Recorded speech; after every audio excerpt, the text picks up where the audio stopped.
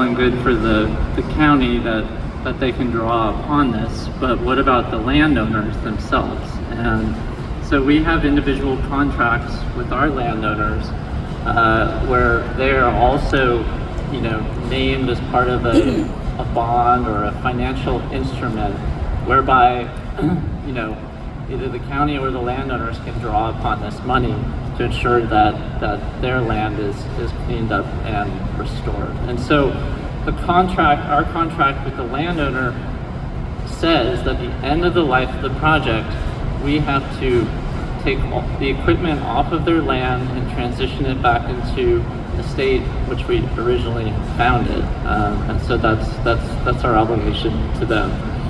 The other aspect of a solar project, which is a little bit unique, is that, which Michael alluded to earlier, is that we don't build these projects on speculation. And that's different than the Marble Hill project.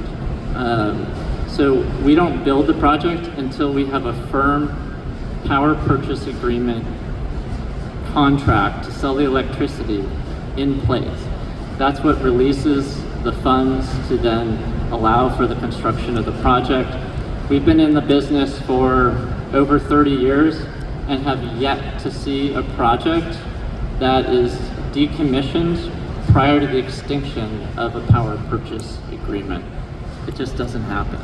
And furthermore, if you look at the economics of a renewable project versus, let's say, a nuclear project or a conventional gas unit, all the money that we spend is upfront.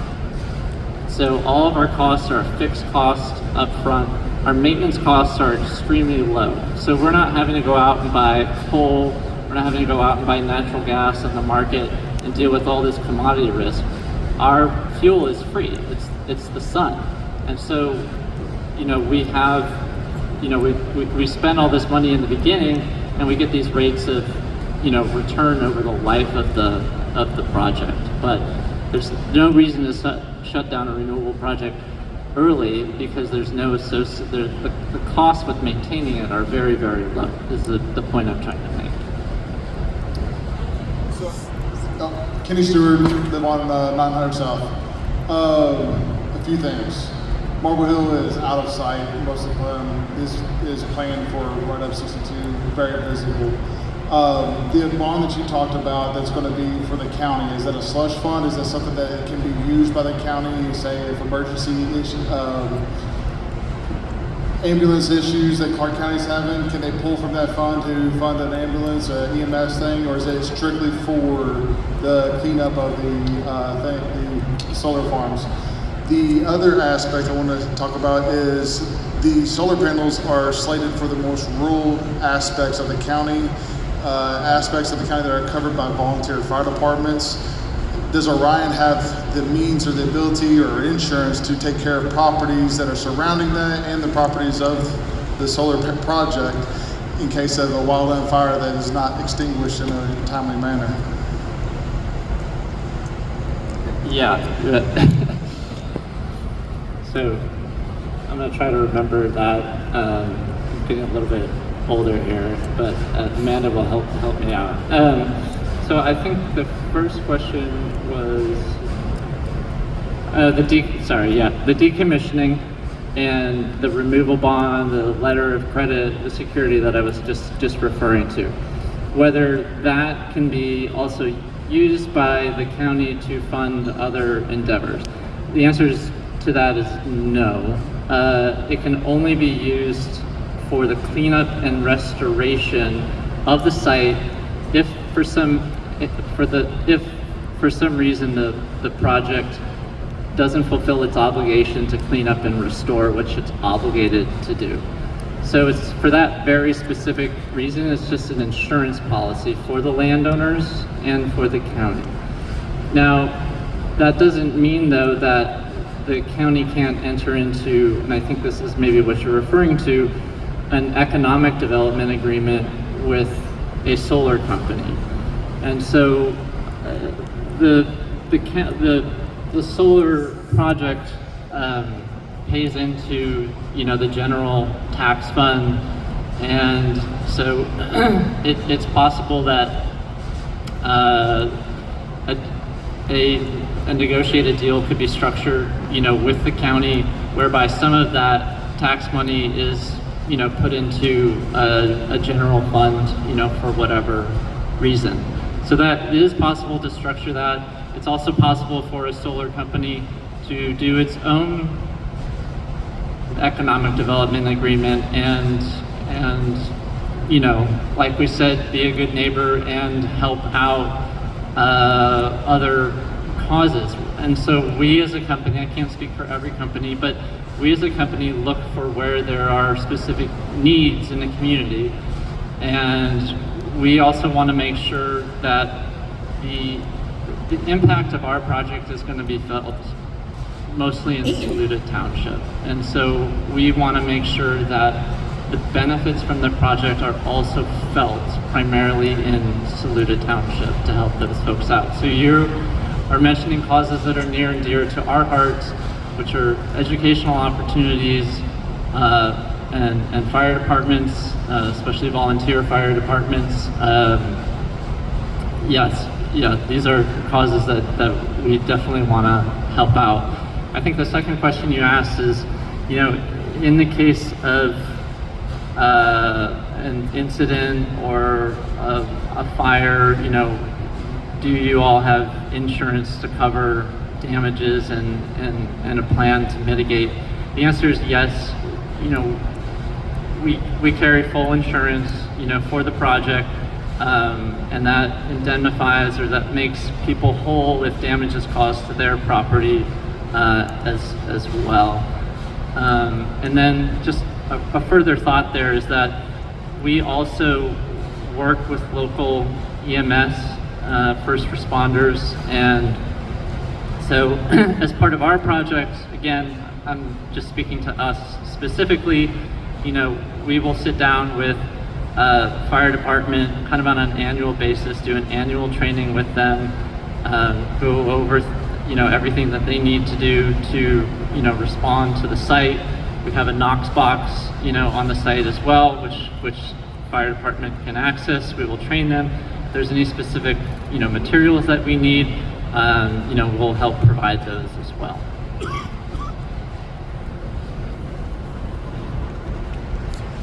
We'll get to you there, sir.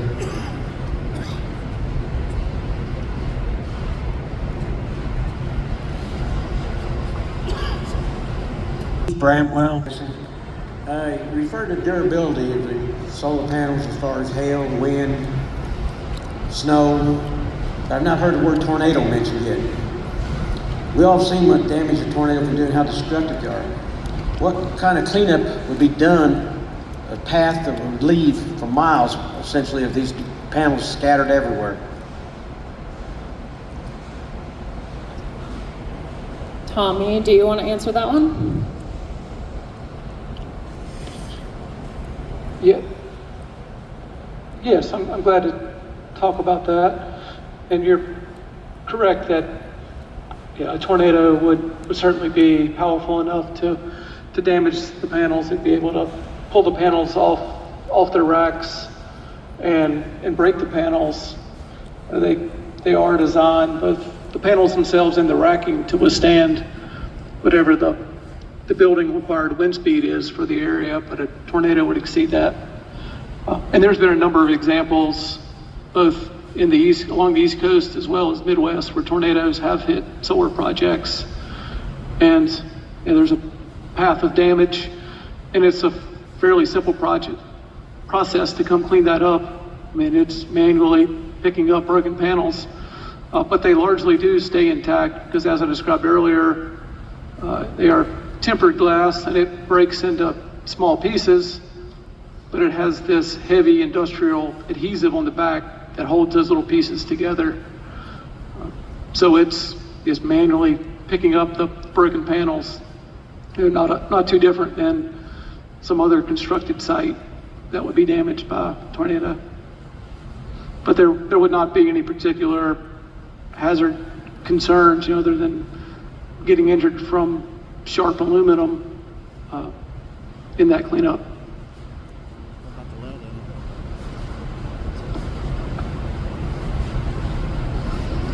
My name's Amanda Jackson and I'm a Saluda Township landowner. My question is about Saluda taxes, property taxes. Is it true that this can cut our property taxes dramatically? No, because they can't do it.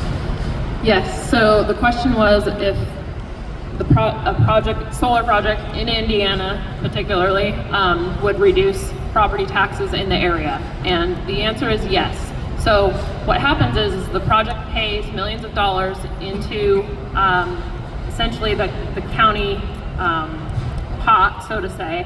And in Indiana, there's a cap on how much money can go in. And so if a project like this comes in and increases to that cap, then it effectively, any additional funds effectively reduces the property taxes for the surrounding residents. So overall, Jefferson County may see a small reduction.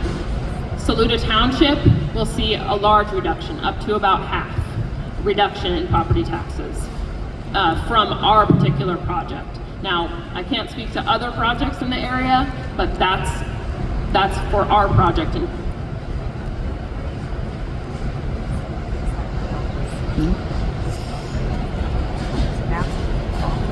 Name's Marla Brennan. Specific to those property taxes, your all's land is ag land. So is it just assessed on that, or is it, since it's that county pot? Because we've seen in Stark County and Pulaski County, property taxes have gone up quite a bit for all of the ag land because it's now at a new assessed value on perceived income that solar farms will make. So not only do solar farms place a mechanics lien against farmers' land as soon as they have that lease, but then assessors come in, agricultural land is now assessed at a higher value, so the effective tax rate going down, it all depends on what land we're talking about, what classification it is, and how people are truly going to see it. Because if you don't have ag land, how do you know you're going to get a break? If it's increased to be discounted, it's no different than Black Friday. Yep. Yep.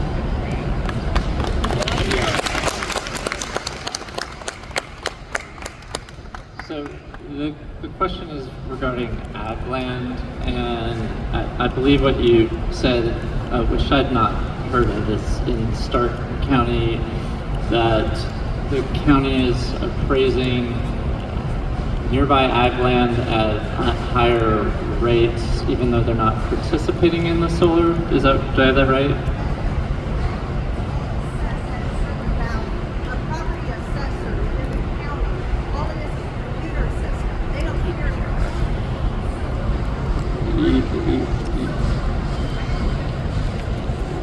Because they are more valuable. I think I understand what you're saying. This is a great question for the assessor. I'm not an assessor. I will try to address it, as best as I can. There is a specific solar tax rate that's mandated by the state, and so the assessor, absent agricultural taxes, the property taxes of a solar project are state mandated at a certain rate, apart from ag. So I guess I don't quite understand why the assessor would then, if a project is not in ag, like I said, not in solar, why they would increase the rate for it. Like I said, because there already is a special rate for it. But maybe you can shed some light on this.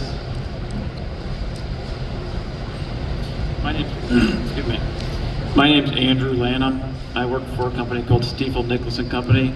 I'm actually a financial advisor to the county. I have no affiliation with Orion Solar or the project, but I have reviewed the project and the investment, and I'm an expert in Indiana taxation. I'm a licensed certified public accountant here in Indiana. I live in Indiana. I'm an Indiana resident. And so there are lots of projects that come about all over the state, whether it's manufacturing solar or anything, and kind of my purview in these things is to understand the overall tax impact. And I've looked at the numbers. I generally understand the scope of the project, and these aren't unique. I think I heard part of what the original question was, but as was kind of mentioned, you know, agricultural assessments are state mandated, and as are the assessments per acre for solar. And so if you take an agricultural parcel and you convert it over into solar property, or the use will be solar, the assessed value of that property will go up. But as long as the surrounding properties are not also part of the solar project, and they're not changing the use, they will be subject to the same taxation and assessed values that any other agricultural properties are subject to. There was a discussion about, you know, will it impact Saluda Township's tax rates?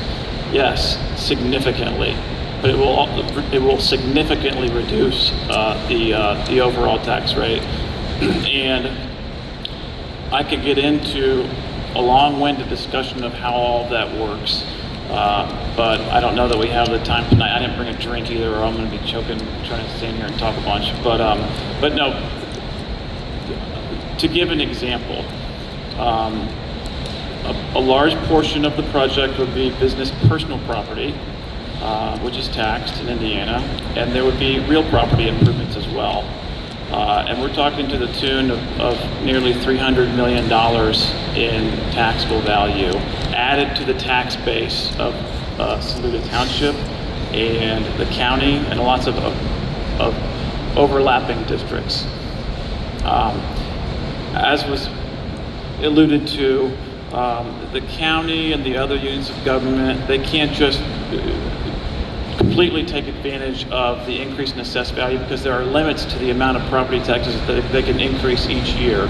And if you bring in $300 million of assessed value associated with the project, ultimately the result is decreasing property tax rates. And so I looked, just ran the numbers on the back of a napkin here, basically, and if you assume the average gross assessed value of a single-family residential homestead in Jefferson County, anywhere between $100,000 or $175,000 on average, it's basically the equivalent of 5,000 or 6,000 homes being built in the county on this one project, and the amount of assessed value that would come online as a result of the project.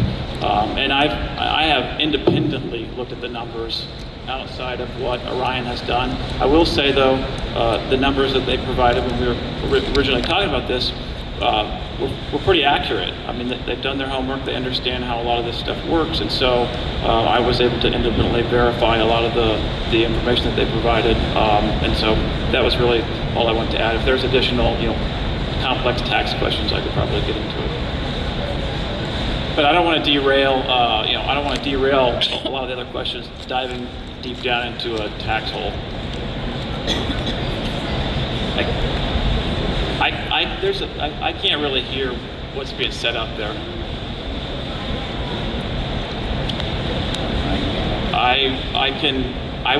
My clients are the commissioners, and so I will work through the commissioners to be able to provide whatever they might like me to provide.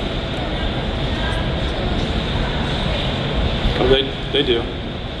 Yeah, there's multiple ways to look at it. It includes depreciation on personal property. There's some amount of depreciation on the real property improvements, and so there's a number of different items taken into consideration. Maybe take the microphone out there so we can hear what And they're abatements saying. are temporary, so they always fall away after a certain period of time. I'm trying to read your lips, but I'm not really hearing you. I'm kind of hard to hear them anyway. So. They were supposed to be in a session. I mean, geez.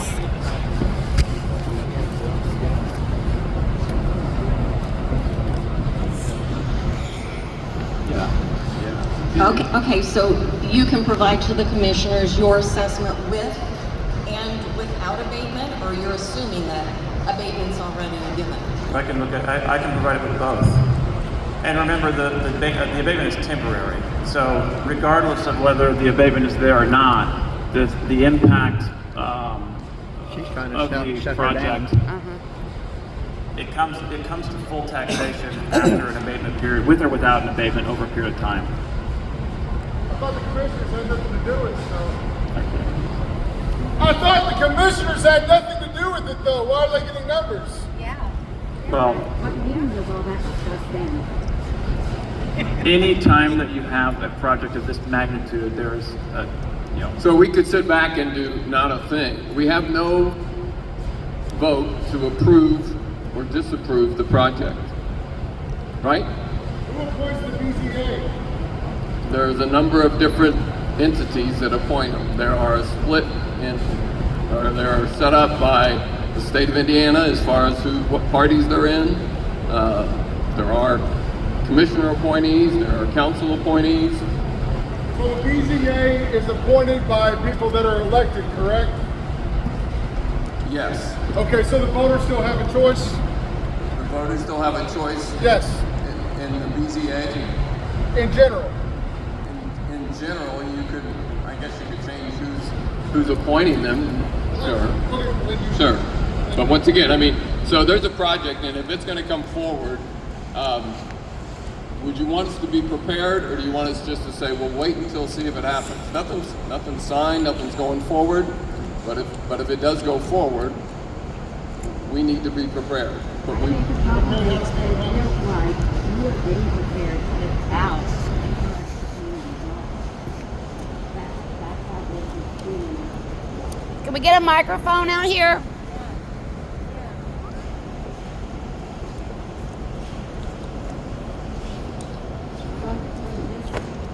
Mary Osterman.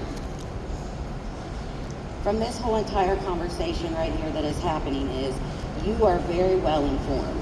You're very well informed with the solar company, and you're very well informed with our commissioners. And it seems like you guys have a lot of information that the rest of us have not been privy to. But you're spitting out facts like we should know them. So it seems very one-sided in the way that this is going, especially the responses to the questions that are being asked. So, once again, I mean, the project does not go forward unless the BZA approves it, correct? Right, but you're our elected official, and so what you're saying over the way here is that you're getting a lot of information, you're getting prepared, but the rest of us are not getting that information. So really, all of us should be prepared, not just the commissioners. So if you knew the financials of the project, would that change opinions? Well, I feel like there's been a lot of meetings here. There's been one meeting. But none of the rest of us are privy to that information, so how can we be prepared? Either way. Well, Because he's very smug in his nature when he's giving and smiling about one side of it.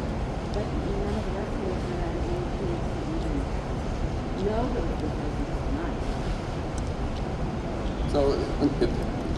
So the issue with the BZA is strictly on a. It's not the BZA. It's really the issue. So if you want to know that, we can work to make those public. Sure. But we're. Huh?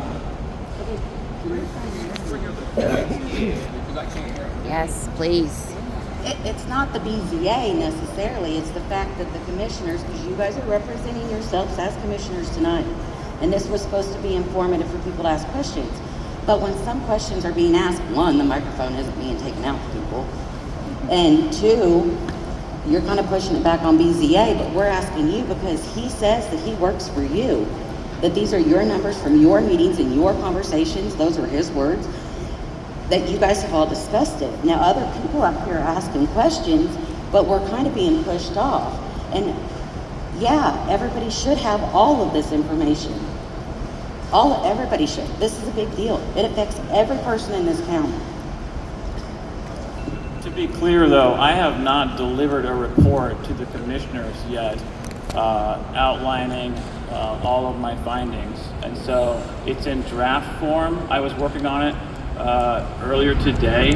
And as I said, I was still kind of writing some numbers on here. So they're not in possession of a report from me that has all these numbers yet because it hasn't been finalized. So when we get his report, we'll post it, we'll let you see it. we had, the numbers were presented, and we're waiting on the evaluation of it. That's good. I mean, we have not signed anything, we've not accepted anything, it's just what's been presented as the project. And we wanted to make sure that, the numbers that they were presenting was indeed accurate. Because, I work for a big business. I know how we like to manipulate numbers to say whatever we want. So, that's why we had an independent verification of it. So, but we haven't received that yet. When we do, we can make it public, okay? I'm sympathetic to what you're saying. You're just seeking information, and I understand you all deserve answers to your questions, and you deserve to know what's happening here, what a solar project looks like. This is what we're trying to do. Just so you know, we weren't hiding the ball there. We had one county council meeting where we were asked to do a solar 101 similar to this. In that meeting, that's where numbers were presented to the council, who works directly with the commissioners as well. So that's where that came out of. But that was a public meeting, and it was publicly noticed, and we were on the agenda for it. So I'd say, stay. I know it just, we all live busy lives. It's easy to forget about that stuff. We'll try to keep you all informed. I would say if you're curious about the process, just look for upcoming county council meetings and what's on the agendas there, and those sorts of things, and that information will be presented. If you have questions, directly for us, we're here. We're not going anywhere, so you can ask them after this meeting or tonight.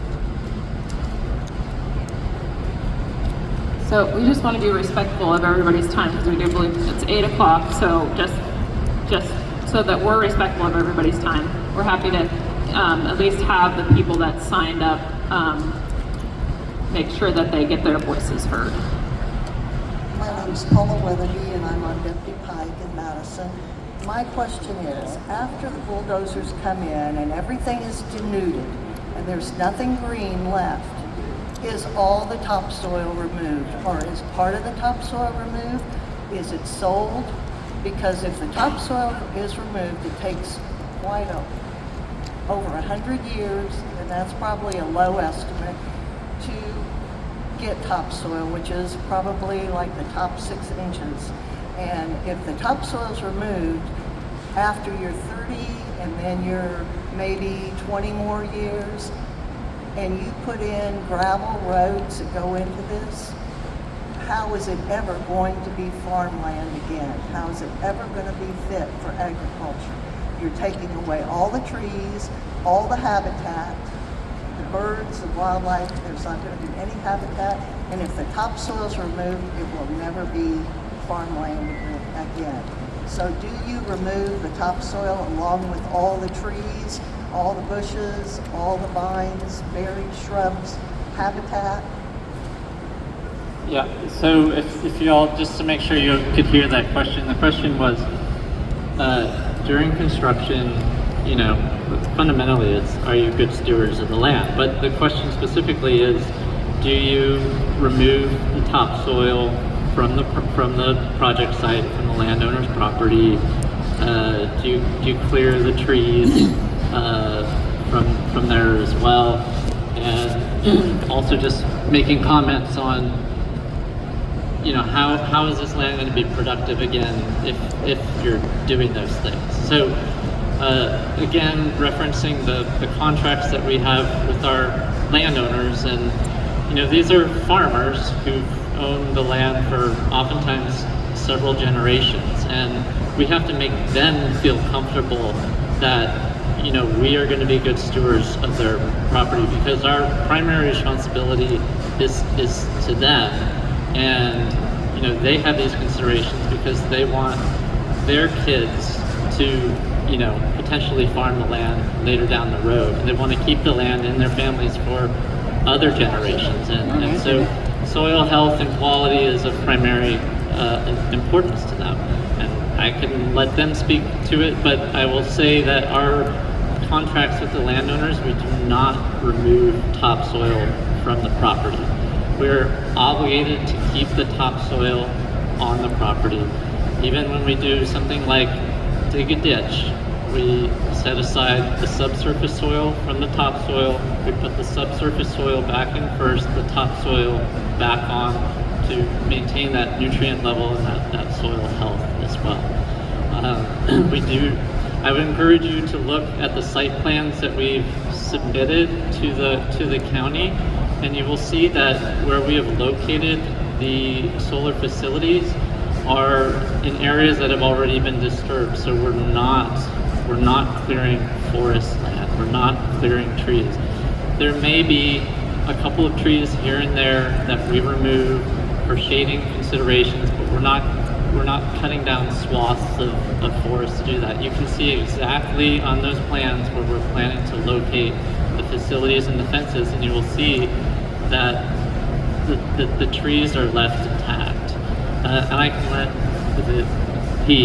can let Pete speak a little bit to the soil health over the life of the project. And I think it's good to talk about the impact of the grasses that we're planting and infiltration of water and soil health, and so in 30 years, 35 years, when we're turning this land back over, what these landowners can expect to see in terms of quality of health of the soil and the project area.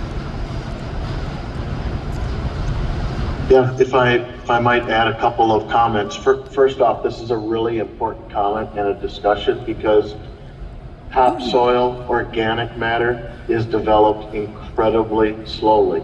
So the quality of that, maintaining it and holding it is very important on any utility scale solar project. I can tell you that the general philosophy is that the only time that topsoil would be moved is in an area where there's grading. And the reason that it is moved to the side, stockpiled, and then put back in the fashion that was just talked about is because there has to be topsoil with organic matter in there for the health of the soil. So that is absolutely something that is considered. It's something that is discussed and talked about in the vegetation management plan that we referenced in our part of the project. But please note that in addition to what was just talked about how on this particular project, there's currently not a plan to do a lot of deforestation and those sorts of things. In the areas of the project where there would not be grading, there would not be any topsoil that would be moved, set aside. It would be maintained. And not only would it further be maintained, but it would be protected and held there through this vegetation management plan with the use of cover crops and then the final vegetative cover. And the last thing that I would say regarding, okay, what would the soil health look like if and when this project were decommissioned?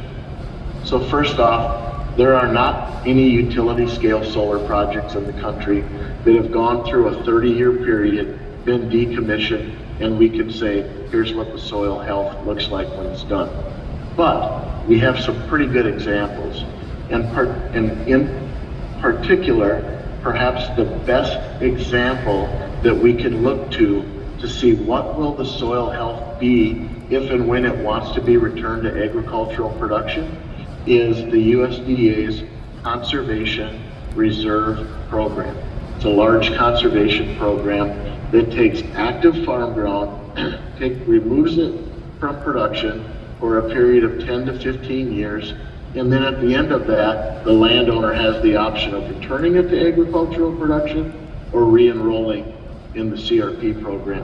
While on those projects that have been removed from agricultural production, had a permanent vegetative cover planted to it for 10 years to 15 years, and then gone back into agricultural production, those studies that are out there and available show that not only are we protecting that soil health, but we can be building better soil health for when that site elects to return to agricultural production.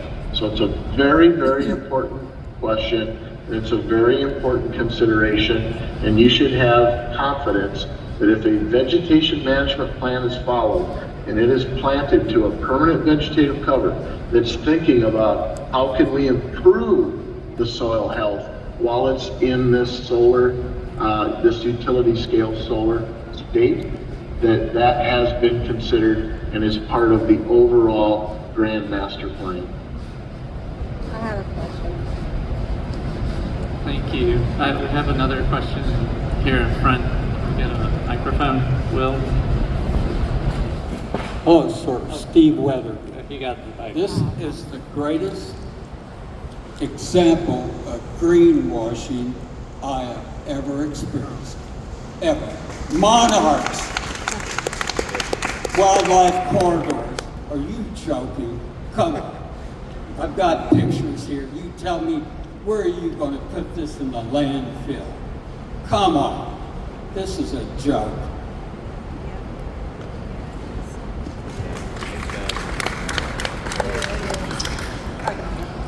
Hi, my name is Elizabeth Crumley, and I've got a question. I wanted to know if Orion came to Jefferson County, or Jefferson County sought out you.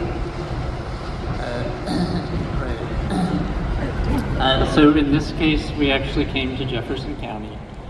And the county did not come to us. You may ask them, why did you end up on how were we so lucky for you to end up on our doorstep?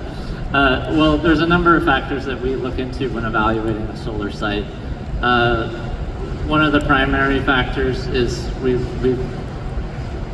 look at the availability of space on transmission lines, and then, you know, if that passes the first check mark, if there is available space on that, we also look at what the utility needs are, what they're demanding on their system.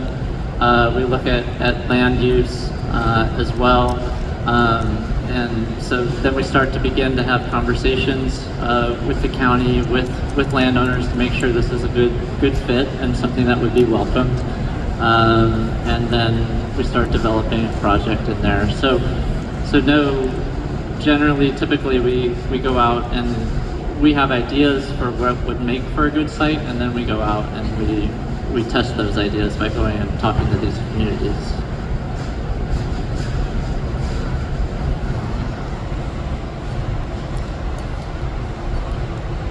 Good evening. I've got one quick question.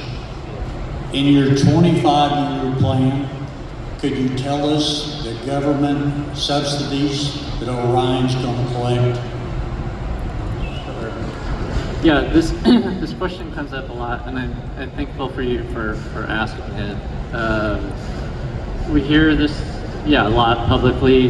You know, renewables, and usually, again, you put it nicely, but usually it's along the lines of, you know, isn't this all government-funded stuff? This wouldn't survive without subsidies, and so why are we even talking about this? You're on the teat of the American government. And so how we get our subsidies is, yes, I guess technically you call them subsidies. We do not receive direct money from the government. What we get, our subsidies are kind of twofold.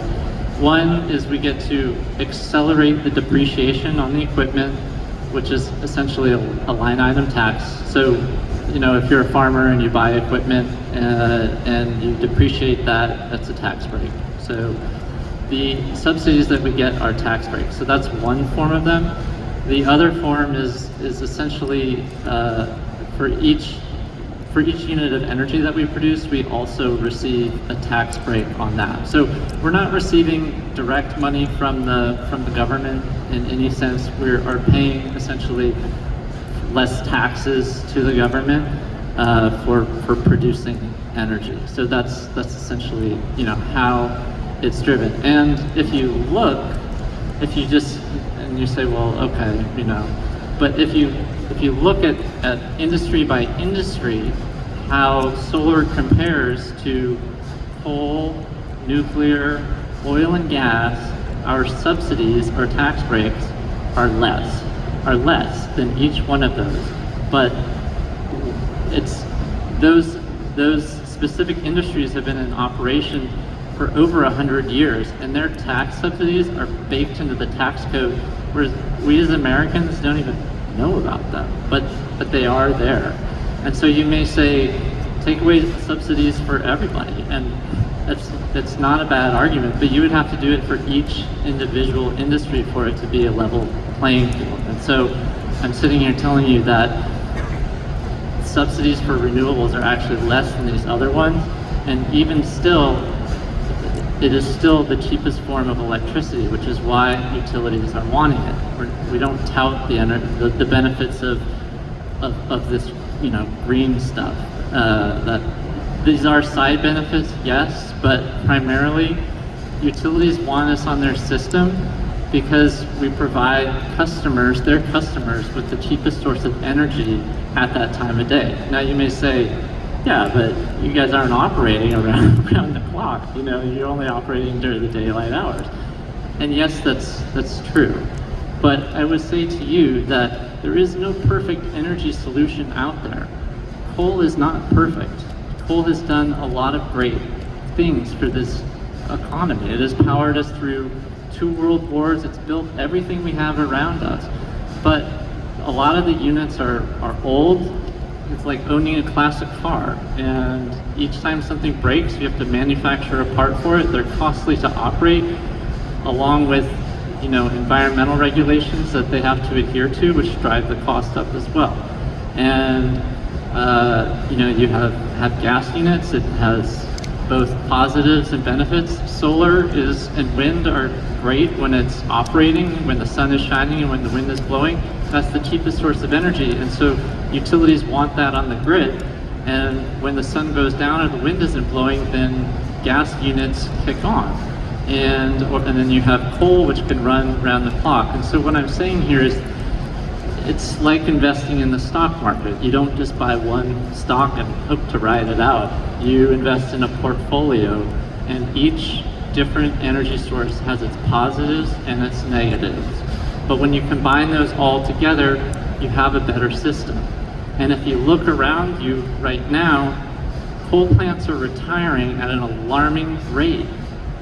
If you look around, you have Duke is retiring its Gibson plant. You have AES, which is retiring its Petersburg plant. You have LG&E, which is retiring its coal plant. You have NIPSCO, which is retiring its coal plant. So all this coal is retiring. At the same time, we are using energy more than ever. It's astronomical, the amount of electricity that we are consuming. And so we need electricity solutions to step in and fill the void here.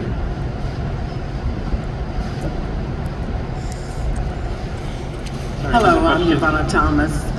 As most of you know, my husband's Wes Thomas, and we're the owners of Reed's Orchard, which goes back generations, back to the 1800s. One thing that we have always been very proud of as a family is that we try to be very conscious of our surroundings, our environment. Wes was one of the first farmers in this area to be a no-till farmer, worried about erosion. He was on the Soil and Water Conservation Board for 30 plus years. So this was not a decision that we made very quickly.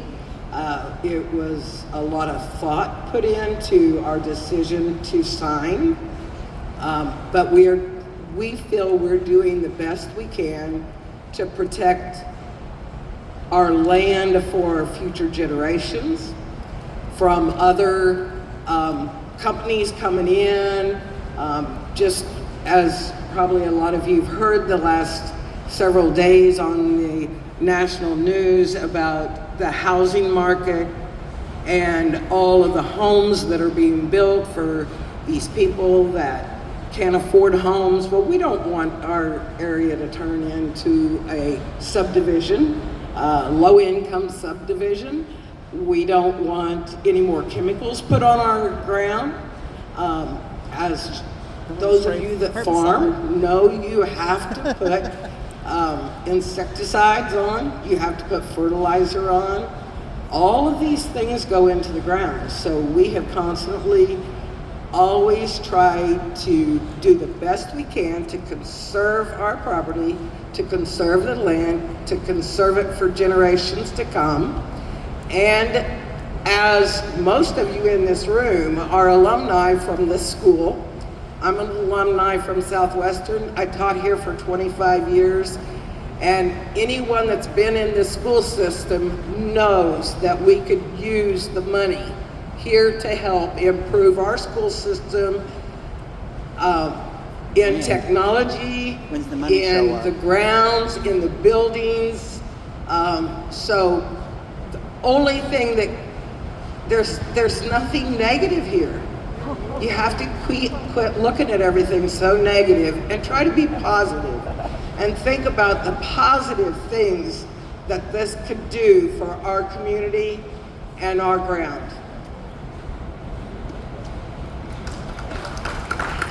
That was bullshit.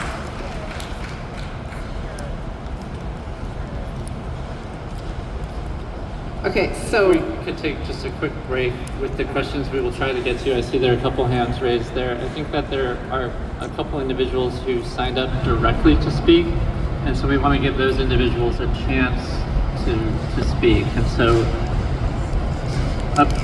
okay, said person has a microphone right now, so I'll concede the floor to you. Thanks.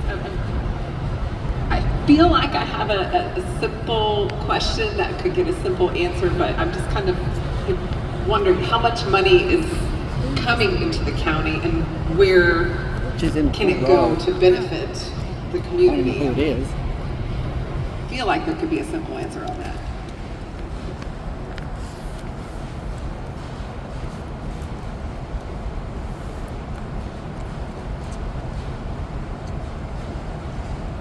So, we don't have a definite plan because we don't know what's going through. But you know, our thoughts are one of the major uses for funds like this would be for roads. Right now, property taxes don't go for roads. The only funding the county gets for roads is through the gas tax. And as the gas tax goes up, as it has been, unfortunately, the state has decided they need more of it. And so we're getting less and less. So one of the major things we'd want to do is take care of roads now, but also invest so because the agreements are limited in their scope, how long they'll last. And so it's investing for longer term so that we can take care of the roads. We have capital projects in the county, not necessarily capital projects at county buildings, but one of them that comes up is the Jefferson County Library. It's an old building. It has aging mechanical systems. So that's just one example, but things like that where we would have funds to be able to help out something that is Jefferson County. There are some,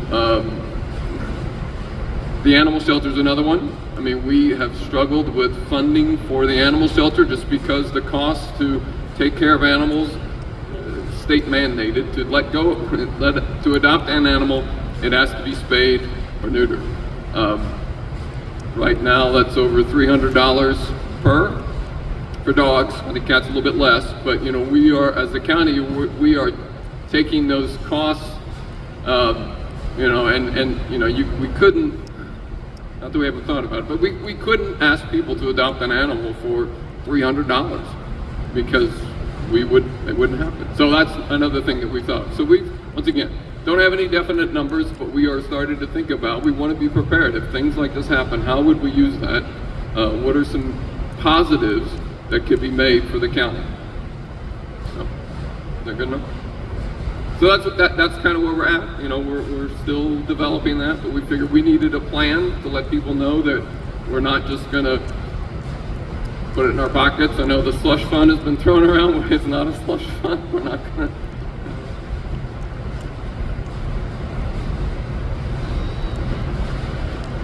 I just wanted to say, as one of the landowners, and I think I speak for everybody sitting behind me here, we are not trying to be bad neighbors. We have all thought long and hard on these decisions. We've all done our research. We want a lot of people to look at the actual facts, not at just what they're hearing, and to have a little bit of respect of what we think we are doing for our families, for the land.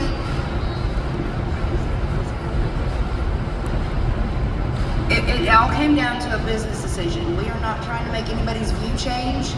That when you drive by my house, I don't want you to be disgusted.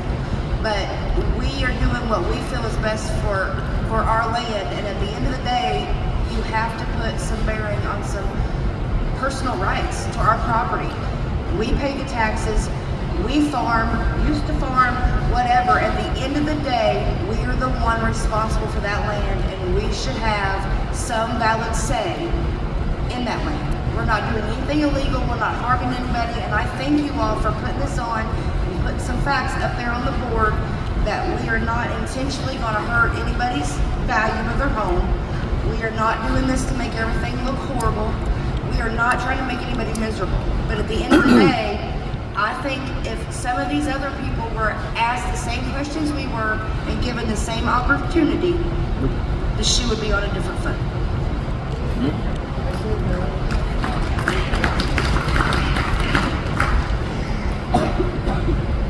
I know there's some more questions here. I just want to check in with folks. Is it okay to ask a few? We'll ask a few more. Okay, so we're just going to try to get in a few more questions. Okay.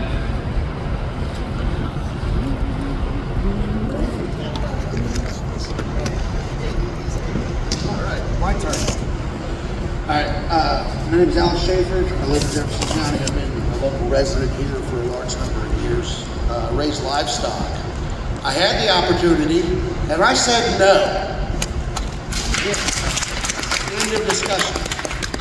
My real question is, you guys are talking about filling the power need, right? Energy. We need electricity because we're all going to agree we need getting electronic cars. All right, who's going to fill the agricultural need of all the prime farmland you're taking away from production? A friend of mine lives in Illinois. He came into, or may not have been you personally, he lives right by Kankakee. Instead of going with a factory that's been shut down on 200 acres, you leased farmland and took it out of production.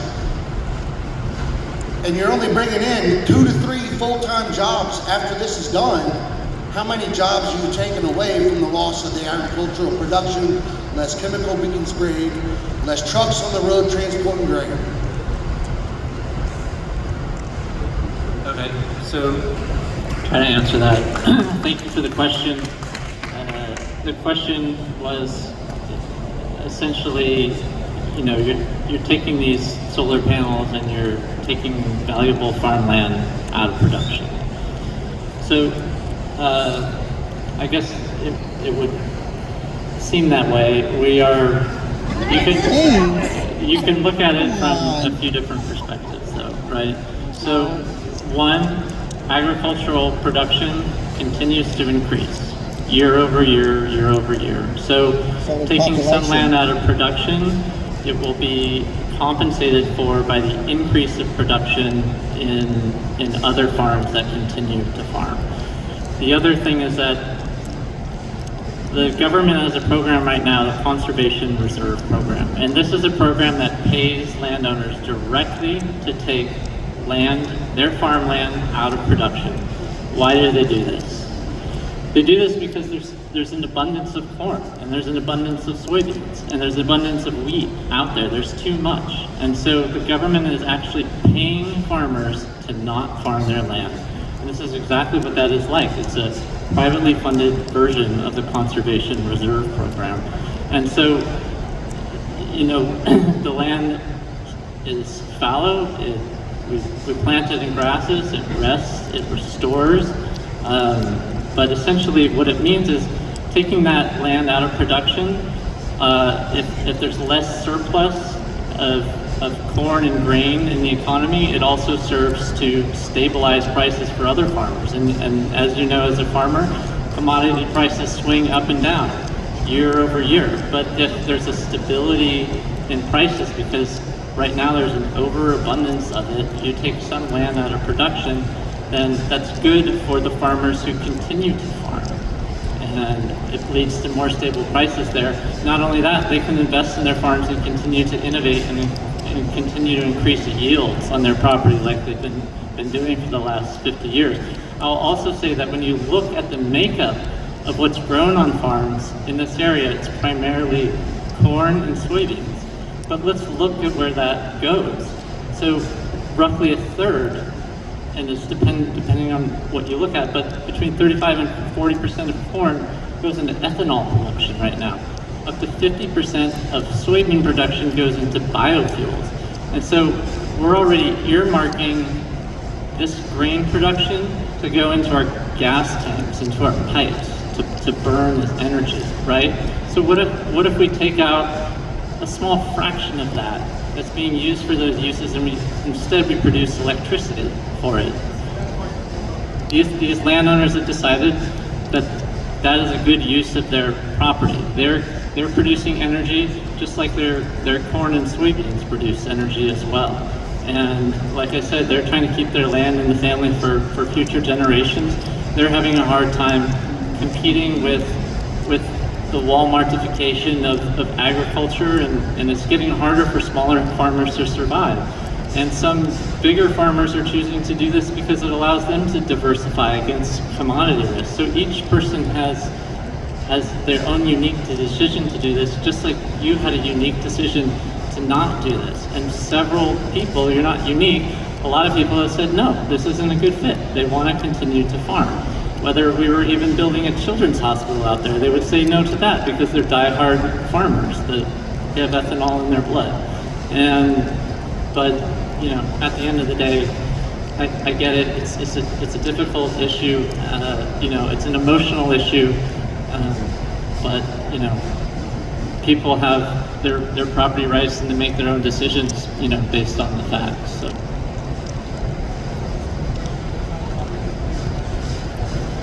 Is there another question? We have time for another one. Yeah, so my question is, my name's Dalton Hardy, I'm a 6th generation farmer in this little township. So the so-called fund that you have set back for failure, or in the 30 years it does go through the time frame, do you have a plan for inflation whenever the time comes, or is this setback that you have now for today or for 30 years? Okay, if I don't get your question, I'm going to repeat what I think your question was. If I didn't nail it, you just holler at me, okay? So I think what you asked is, well, I'll tackle it from a couple different ways. So you asked about the effects of inflation. I think it was related to the cleanup and restoration of the project. Did I get it right? Okay. So specifically with respect to our decommissioning fund, that protects both the landowner's property and that we have, you know, with the county, the agreement that we've made, is that bond or that financial security is updated. And it's updated every 5 years. And so then there will, every 5 years, an evaluation of the project will be conducted to make sure that there is adequate security in place for the removal of the equipment and the restoration of the land. So that has been considered.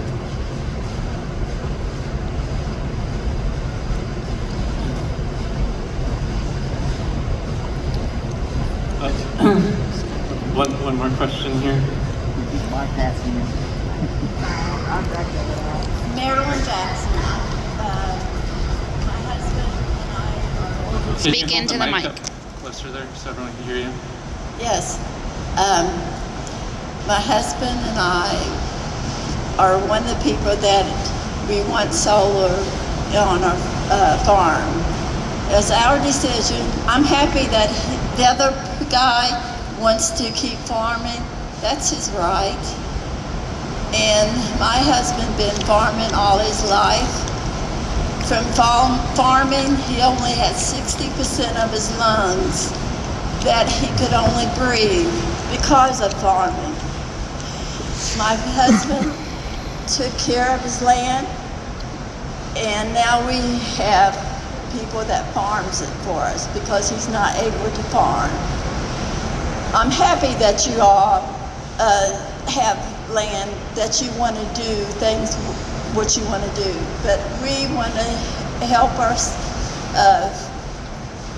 our children in the future keep our farm and our family, and the solar system is helping us, and it's a good project because it's helping store our land and keep us,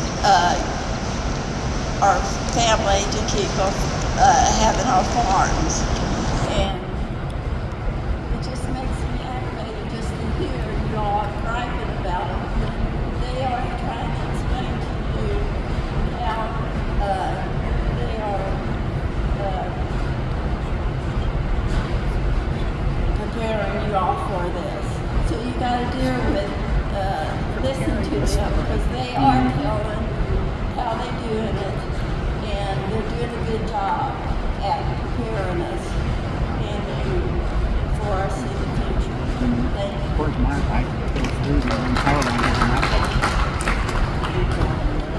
Hi there, Landon Weatherby. I'd like to know how large the fence will be and what it will be composed of.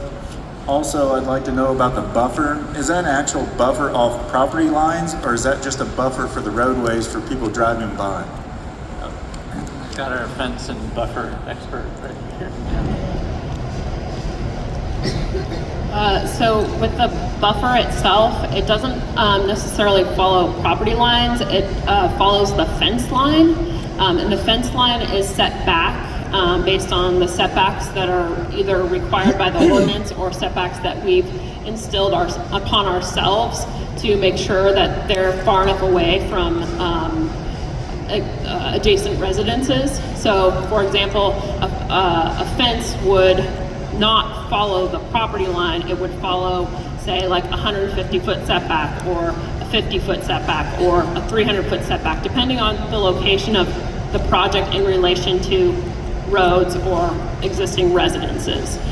So that buffer will follow that fence line. And so the buffer requirements in the county ordinance is along roadways as well as along the fence line across from, adjacent to residences in the area. So you'll find buffers along all of those fence lines. And then the fence itself is a farm fence, and it's required to be 7 foot tall with a gap on the lowest portion for critters to pass through. So there'll be a 12-inch gap on the underneath side, and then a 7-foot fence because that's a requirement electrically for security purposes. It's not barbed wire, and it's not woven wire. What's the fence made of? What is the fencing? It's a farm fence. What does that mean? I don't know what a farm fence is. I know I read your whole thing, and it said that it would not be barbed wire and it would not be woven wire. Correct. So what does it look like? Well, do you have a picture? So chain link could very well be chain link, but we're limited to what we can use based on the fact that it's not allowed to have. Well, one, we're not proposing barbed wire, but also we have to be careful about making sure that it is wildlife friendly in case wildlife tries to jump over so they don't get caught in the fence. So. We also have electrical codes to adhere to, but essentially it's galvanized fencing. Maybe, I don't know what y'all call it, we call it hot wire fencing or chain link fencing. The hot wire and chain link are two different things.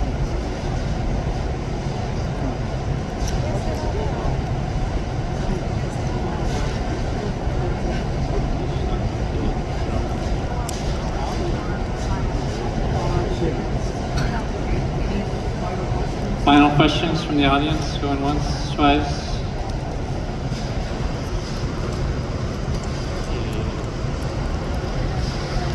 Hi, my name is Zoya Kalman, and I live in Hanover. I suppose the one question that I'm most intrigued by is how do you repurpose the old solar farms that you have, and how do you prevent them from becoming waste that further affects the climate and climate change?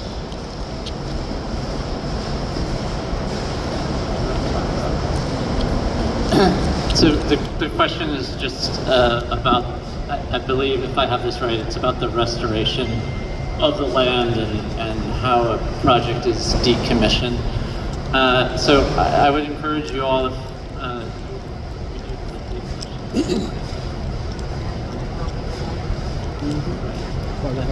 yeah. So there is a decommissioning plan associated with our project, which I encourage you to take a look at, which describes in detail how the project will be decommissioned. But the panels themselves, the panels that we're using, there's kind of two pathways where they can go. One is the landfill, so they are safe enough to dispose of in the landfill. The second is recycled. And currently there is a recycling center south of Dayton where the panels could be shipped to. As was alluded to earlier, there's not a lot of projects that have been decommissioned, so there's not currently a lot of recycling centers in the US. There are plans for more, but essentially the glass, many of the components in the panels can be recycled and reused. I've got a question. They're talking about the rights of having their farms put in solar. Fine, it's their farms. Where's my rights, everybody else's rights when power lines run across our farms? I'm sorry, I didn't hear the question. Like eminent domain? Okay. I understand their rights about doing their solar panels on their farms. Where's our rights for the power lines going across our farms? That's going to IKE, because you made a comment a while ago that the power plants were closing, LG&E, IKE, all them, but yet then you turn around and said that's who you're selling your power to, with LG&E and power plants. So yeah, so I think the question was maybe a couple parts. I'll try to answer it again. Just holler if I don't get it right. But one was talking about the actual transmission lines themselves. So just so you know, any transmission lines that we build, we have to have the permission from the underlying landowner to go across his or her What if property. they say no? If they say no, then we have to find a different solution. I guarantee you I will. So we're a private company, we don't have power of condemnation as a utility. So we have to seek private agreements to put our solar panels and or our transmission lines. The other question I think was related to a lot of these coal plants are turning off. And so the utilities are actively going out now and they're trying to replace that energy with projects like this, with natural gas projects as Did you well. did you happen to go to IKE or LG&E and talk to them about putting solar panels on their property and tying straight into their grids?